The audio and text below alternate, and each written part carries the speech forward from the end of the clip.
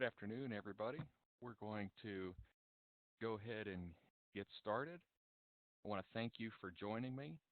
My name is Adam Bell, and I'm the founder of Sublime Computer Services, where we specialize in the right IT services for companies in the SMB market. Today, I'm going to share with you something that could literally save your business and your bank account. I know that you're likely on this webinar today because you are concerned about protecting you and your company from the growing number of cyber threats out there today, whether it is ransomware like recent CryptoLocker, bank and credit card fraud, rogue employees, compliance, regulatory compliance. Your systems cannot be down due to a virus or an employee mistake. The good news is that this can be prevented or your risk significantly reduced with a few simple things put into place now, and that's what we're going to talk about. For those of you who don't know me, let me tell you a little bit about myself. I graduated from Austin Peay, and I have been working as an IT professional since 1997. I have worked in the enterprise businesses, large ones like HCA and JC Bradford. In 2003, I started with Avondale Partners, which was a startup. We took that company from 5 computers and 5 employees to over 100 within a 6-year span, and we are spread throughout 8 cities within the United States. I've been intentionally building the best premier IT service company since 2008. That's Sublime Computer Services. We currently support 42 companies with 650 computers throughout the United States. I started my first company in 2001 called eNet Admin. I ran it by myself before my wife and I started having kids. I learned a lot about running the business and why I did not want to run a one-man shop. When we did start having kids, I realized that practice was over and I went back to work with the bigger corporations. However, I kept planning this business and started Sublime Computer Services in 2008. My mother, Robin, became my first employee and operations manager. We had one client who was committed to letting us work for them 4 hours a week. Since then, it has been one bite at a time. Today, we're going to cover the number one security threat to your business that antivirus, firewalls, and other security protocols cannot protect against. A shocking truth about bank fraud that most businesses don't know about that could literally wipe out your bank account, why firewalls and antivirus software aren't enough anymore, how mobile phones and cloud applications are seriously jeopardizing your organization's security and data protection, and what you need to know to protect yourself. Ultimately, we're going to cover how to avoid being a sitting duck to cyber criminals and protect everything you've worked so hard to have achieved. Most of you are already using cloud computing and already have employees using mobile devices to work. Cloud services can be good things. However, they should be planned implementations. Most organizations find and implement these tools without thinking of the possible repercussions. The results can be expensive mistakes and exposing yourself to unnecessary risk. If you hang on here to the end with me, then I will answer these questions, I will answer your questions. I will also make sure that you get a free bonus: how to get a disaster recovery advisory guide, a mobile device policy template, and a data backup audit for your business. Andrew Grove, the former CEO of Intel, is quoted as saying, "Success breeds complacency. Complacency breeds failure. Only the paranoid survive." Success in the context of our discussion today is that you might not have been attacked yet, or if you were attacked and compromised, the consequences were not significant. Therefore, because of your success in not being a target, yet you've become complacent about security measures in your organization. A quick overview of the sophistication and proliferation of the cybercrime business. What does that mean? That means that cybercrime is a business, and business is good. It has become very sophisticated. They are very well funded. very well organized, and unlike other businesses, they don't have to follow the rules. In the old days, the cybercrime business was pretty simple. You bought a gun or a knife, hid out in a dark alley, and when somebody would walk by, you'd jump out and say, "Stick 'em up," and take their money. Startup costs and overhead were low. If you didn't get caught, you'd be okay. But of course, just like any business owner, criminals start thinking, how can I grow my business? Of course, technology answered that question. Trains came along, and instead of robbing one person at a time, you could rob 200 to 300 people at a time. And robbing trains was far more lucrative catch than robbing individuals because these trains were crossing remote areas where there weren't organized police forces. Second, individuals who are wealthy enough to afford a train ticket were worth robbing, and they were rounded up and sitting in a single convenient location.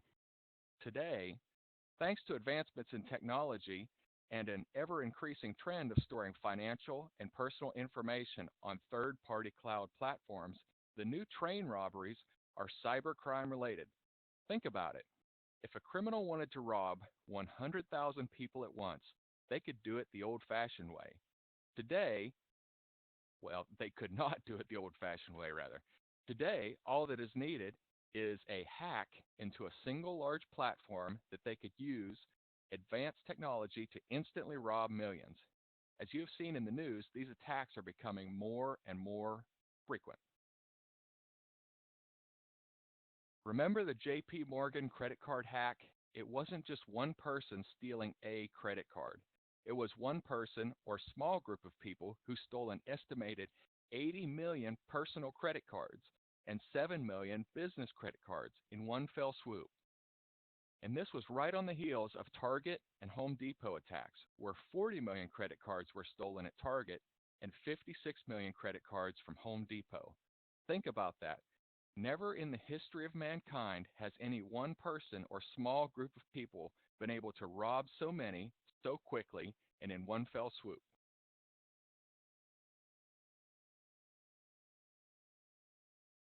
Cybercrime is a thriving and growing business, not just a few guys in a garage hanging out.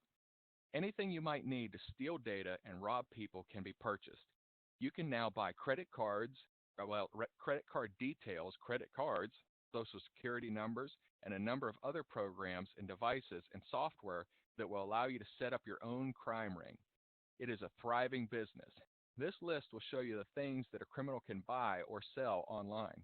You can buy credit card details, iTunes accounts, physical credit cards, card cloners to make a copy of your debit or credit card, fake ATM machines, and then you can get the training and tools that you need to set up fake websites, emails, hacking.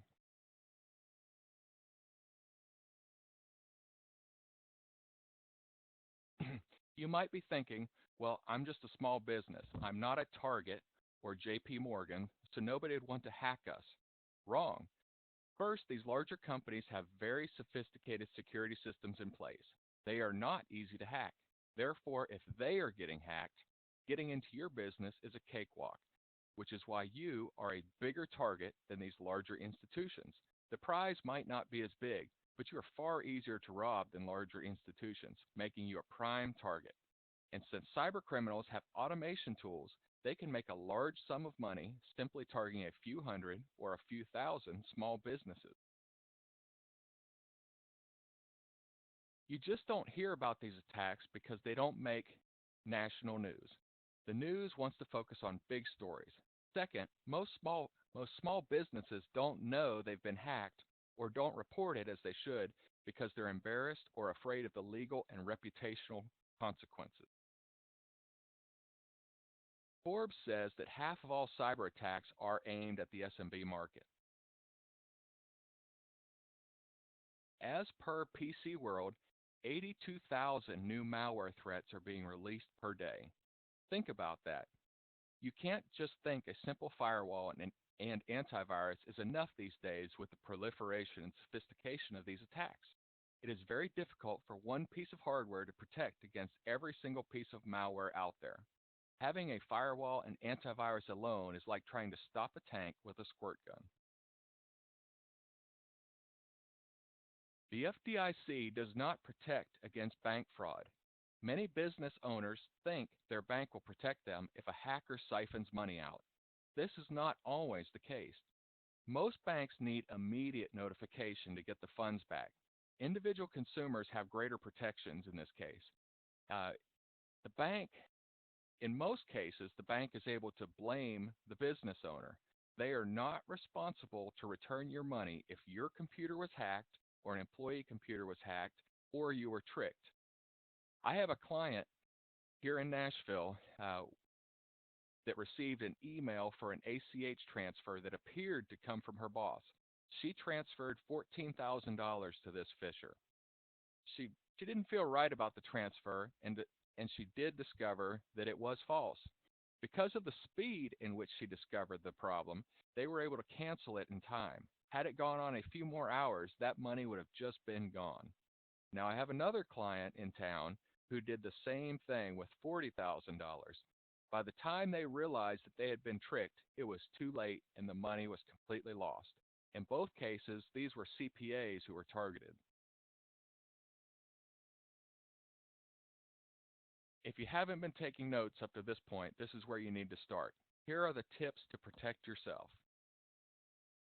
Cancel your debit cards. They are the number one way bank accounts get compromised.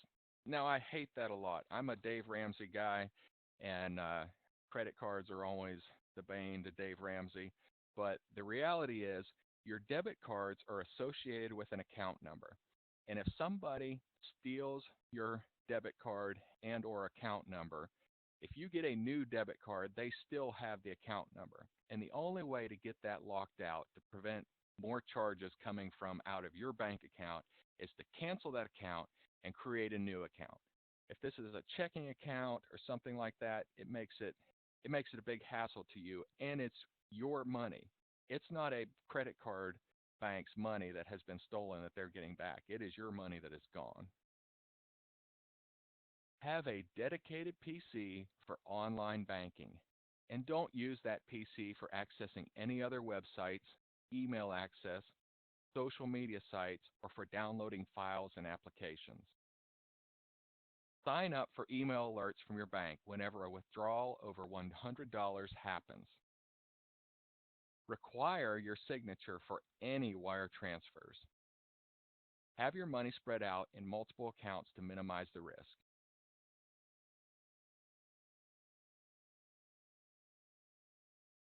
Social media. Social media has a number of inherent risks in it. The number one threat of social media is security. These social media sites lead your employees to email scams, social scams, and malicious apps that are often have malware. The email that you see here is a quite common phishing attack, trying to get you to send them your password so that they can get into your account and then start contacting all of the contacts in your list. Threat number two is the amount of time that is wasted on social media sites. These numbers come from Forbes. Forbes, read the percentages here. One Less than 1 hour is 39% of employees. 1 to 2 hours for 29% of employees. 2 to 5 hours for 21% of employees. That's a lot of wasted time. Threat number three, they say that there is no such thing as bad publicity. This employee here was standing in the lettuce and bragging about it at Burger King and sent it out on social media. Well, I don't know about you, but this doesn't make me want to go and eat Burger King burgers knowing that somebody may have stepped in the lettuce. Now, obviously, they dealt with that, but you can see the results of bad PR there. Okay, well, we're going to talk about ransomware. Ransomware is probably the most nasty thing out there right now. The most commonly known ransomware is the CryptoLocker Trojan. It encrypts all of the files on your computer and the server, then tells you to send them money for the decryption key. Here in Tennessee, the Dickson County Sheriff's Office in Tennessee was infected with the crypto wall, and they were fortunate that the ransom was only $572. They were also fortunate that the thieves actually honored the ransom. In January, I actually had one of my clients get CryptoLocker. She was trying to download an Excel template from an allowed site. It was in, it encrypted all of the files on her computer and all of the network drives on the server where she had access. We were Fortunately for her, we managed that server and we were able to restore all of the data within an hour because we had good backups.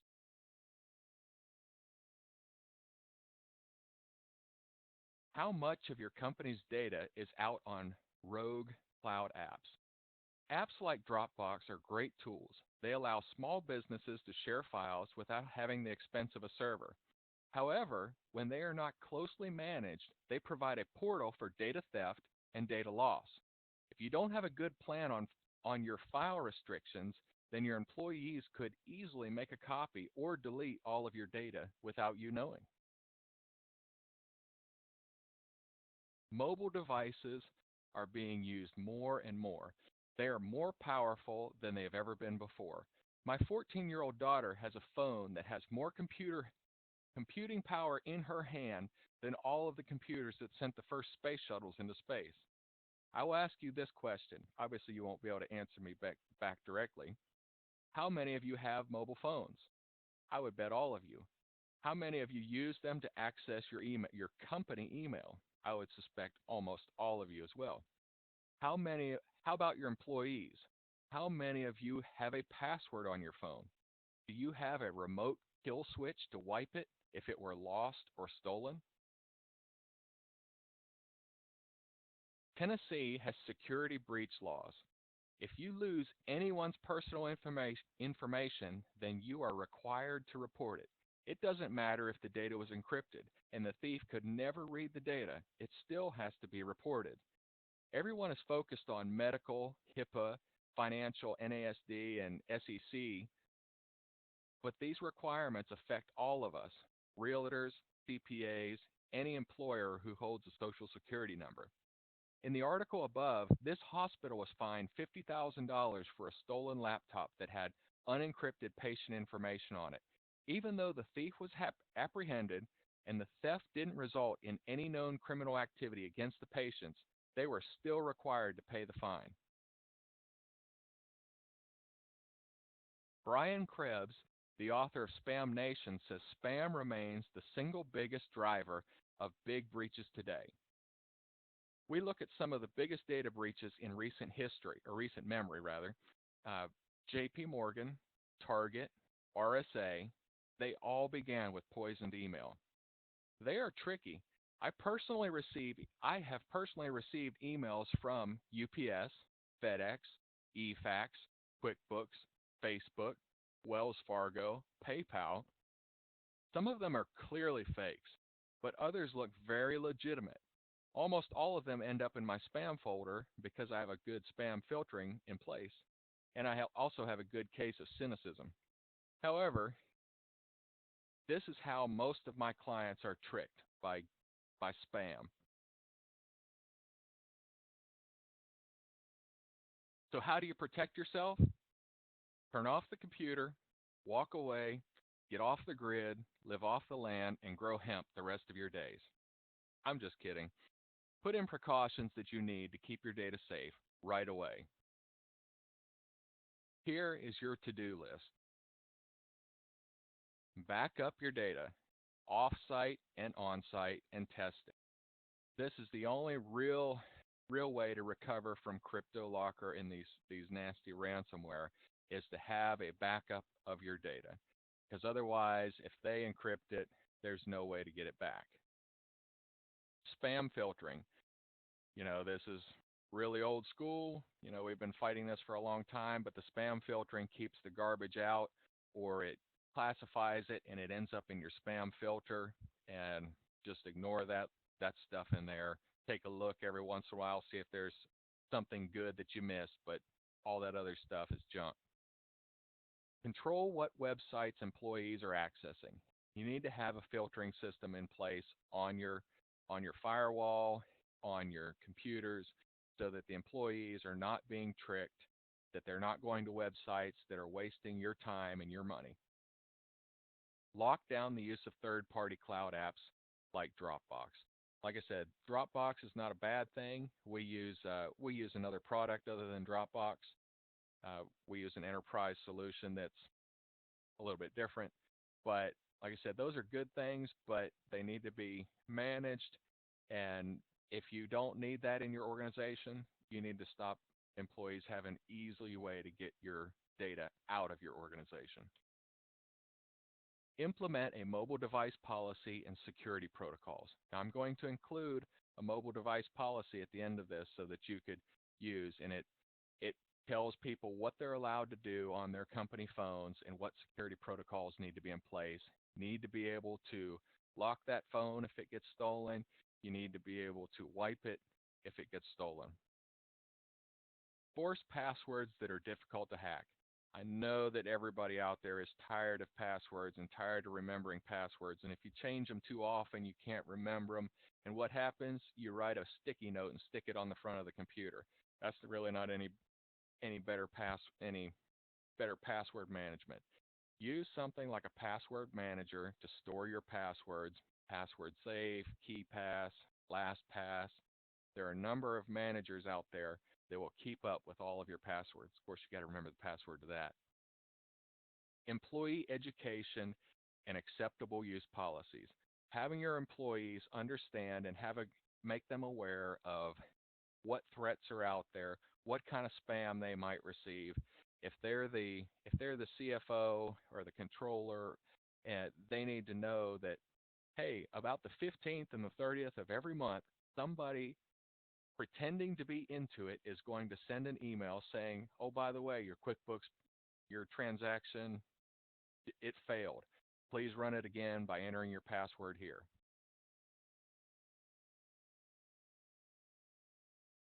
Lock down your VPN. Keep your employees from using their home PCs and devices to access your network and cloud applications. 3 steps for protecting your organization is step 1, threat assessment. We have a proprietary 75-point security audit that we use. What's lacking in your security right now? How are your employees using your company-owned devices? What third-party cloud apps are you using? Are your systems truly backed up? Where are you exposed to risk? Whose job is it to make sure that your network is protected, and how do you know if they're doing their job? This is the questions we ask in step 1 in our threat assessment. Step 2 is action. Based on what's discovered, what do we need to do to ensure that our systems, data, and operations are secure from theft, compromise, and corruption? Step 3, ongoing maintenance. You can't just set this stuff up once and then forget about it, because everything changes. These attackers come up with new ways. They don't just quit at the end of the day when they get blocked. The first step is to sign up now. We will perform a flat rate threat assessment for $475. You will receive a full report of everything that was found and should be addressed. We will create a plan to fix the problems that were found and establish a plan of reassessing the system. Everyone who signs up today will get $125 off of the threat assessment. Everybody who came today free, you'll get our disaster recovery advisory guide, mobile device policy template, also known as, you often hear BYOD, bring your own device, and data backup audit for your business. What to do now? To sign up for us to perform a threat assessment, go to the URL listed here. You also go here to download the disaster recovery guide, the mobile device policy, and the backup audit. We will perform the same we actually perform this same annual threat assessment for our clients who have a managed maintenance agreement with us. Now is going to be the time that I'm going to answer your questions. So if you have any questions, you'll go to the Join Me chat and you'll enter your questions in right there. And down there is also the URL to request a threat assessment, but you can also download the items that I mentioned before. One of the questions that we that we often get is, how do I know that I've been hacked? Well, in most cases, you'll be unable to send email. You'll get notifications from your emails bouncing back that you can't send email. You'll also notice that your system may be crashing a lot. You may get a blue screen. It may be something else, but your system may be unstable. Well, in the case of a crypto locker or crypto wall, you will get a notification on your screen, and they will be soliciting you to get your money, and you will know that you've been hacked. You might also get pop-ups. We've also had clients who have gotten an email or a call from their ISP letting them know that they are sending a bunch of spam out of their network.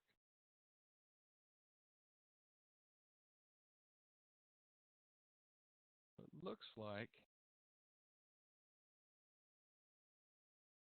I explained well or baffled you. I'm gonna give a few more minutes here for some questions.